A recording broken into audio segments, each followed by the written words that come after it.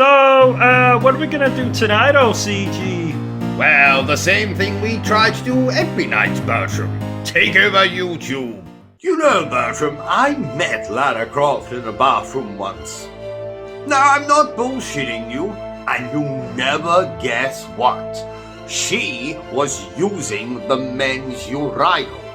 Now, I say she because for many years we've always assumed that Lara Croft was a woman. But you'll never guess what I discovered in that bathroom, Bertrum. Lara Croft has a massive... Oh, ladies and gentlemen, welcome back to Obsessive Compulsive Gaming. I am the Obsessive Compulsive Gamer, joined once again by my faithful manservant / factotum Bertrum. Say hello, Bertrum.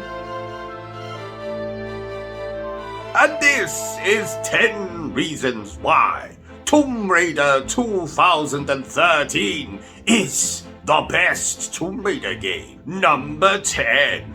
The action set pieces. Now, yes, granted, the older Tomb Raider games did have their fair share of action set pieces, but not one of them, not one, not even half of one, is as fun or as entertaining as even one sequence in the Tomb Raider 2013 reboot.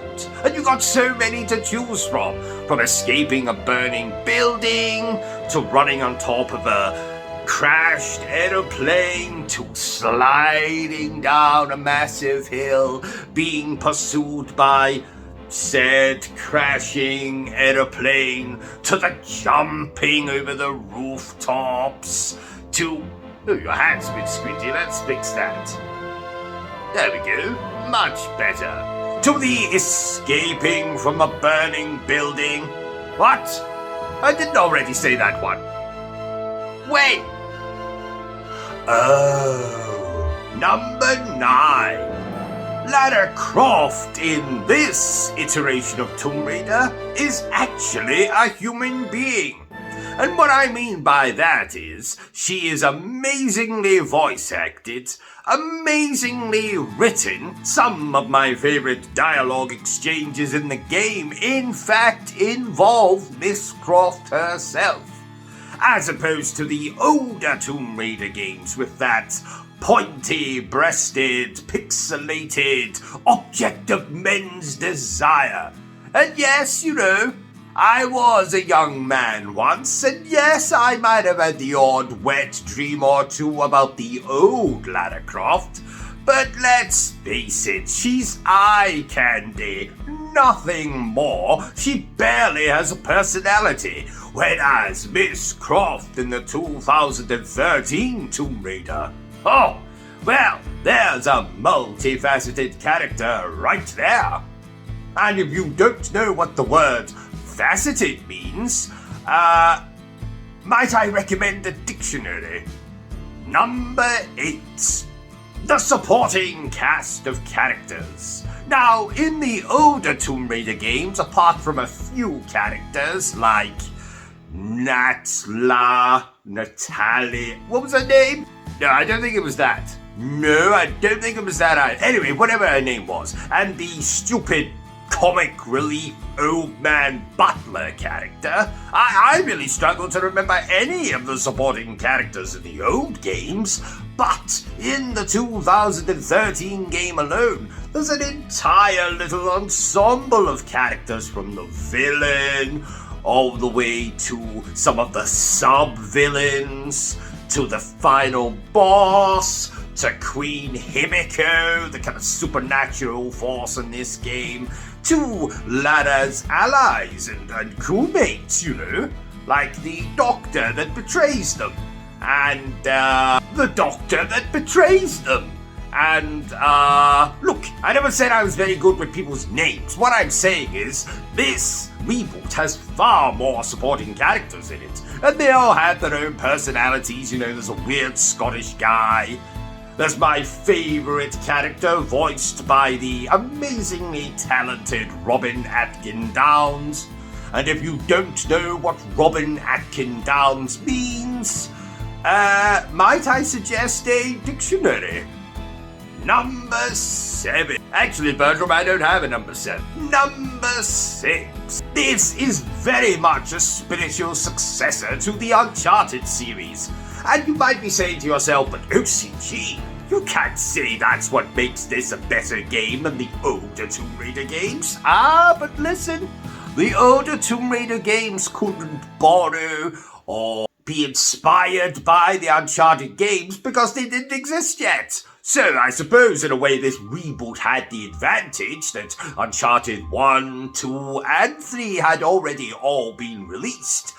But, like I always say, we're going to copy from someone.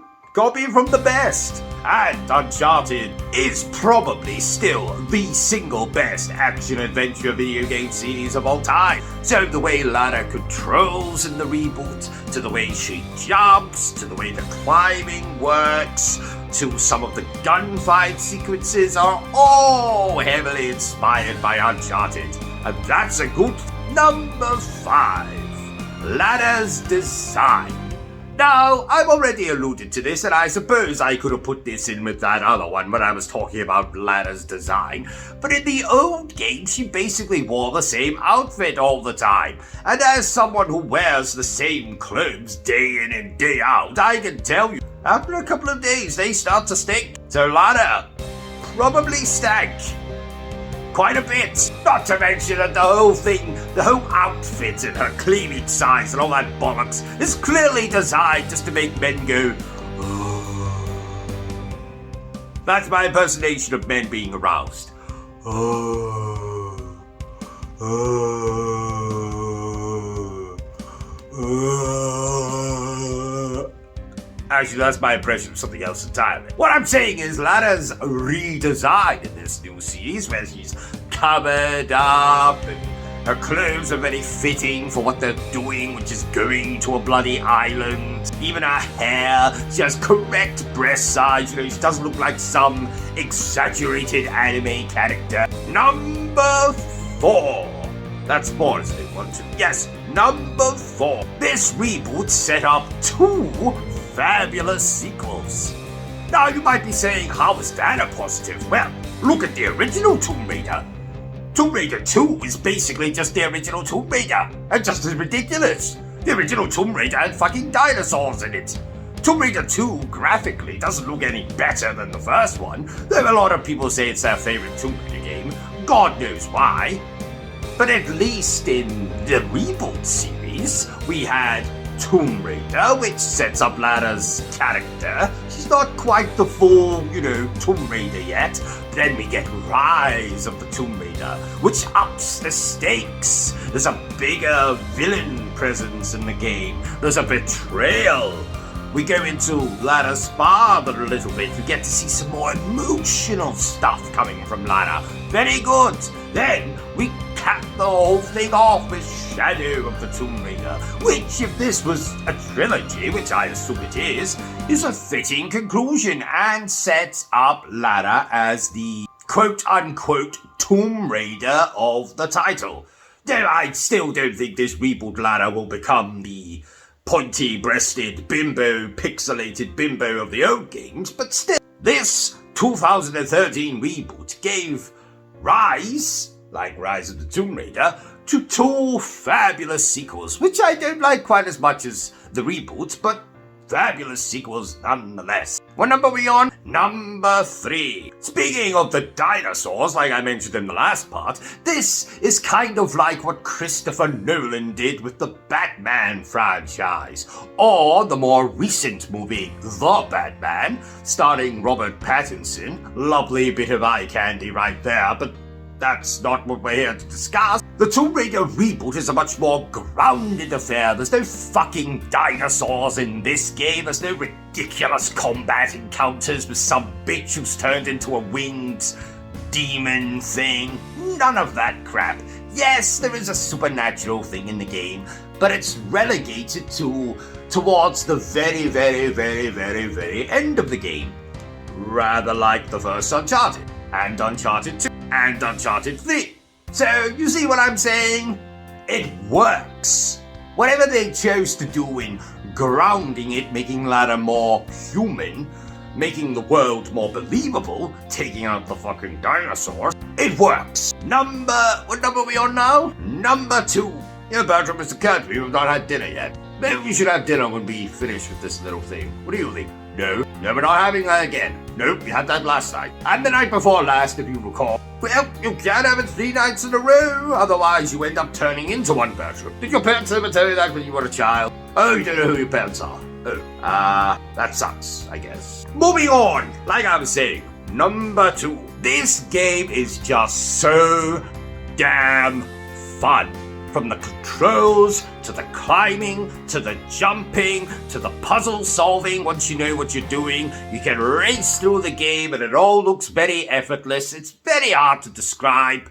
I never got that with the old Tomb Raider games. All I ever got with the old Tomb Raider games was me staring at the screen and sweating constantly, wanting to throw my controller because ladder controlled like complete and utter arse. The reboot ladder doesn't. Classic ladder looked like a pixelated mess. The new one doesn't. The set pieces in the older Tomb Raider games are sadly let down by the controls and the technology at the time. Well, if we were to excuse everything because of the technology at the time, then we should just give all those video games a pass, eh? Well, not on my show. No sirree, Bob. The reboot is technically better, which makes it the better game. And it makes it more fun for me to play, because it looks good, it plays good, it's enjoyable, there's an action set piece every 5 to 10 minutes, I can saw through the game 7-8 hours, and I have an amazing time while doing so. And that leads us to number 1. The number 1 reason the Tomb Raider reboot is the best Tomb Raider game in the franchise. Now, you might have heard this one before, you might not have heard this reason before. Let's go. The number 1 reason that the Tomb Raider reboot is the best Tomb Raider game is because I said so. So, there you have it, ladies and gentlemen. A little video on 10 reasons why the Tomb Raider reboot is the best Tomb Raider game. If you enjoyed this little video of ours, don't forget to give me a thumbs up. If you haven't enjoyed it, well then feel free to give me a thumbs down. But please remember the single most important thing I always tell you, dear viewer, and that is to always stay obsessed with gaming. Say goodbye, Bertram. No, he made that noise. I didn't make that noise. You hear that? He said goodbye. Say it again. Hello, Bertram. Are you still here? Oh, you must have really enjoyed this video then. In that case, you had better subscribe to the channel and check out our other content.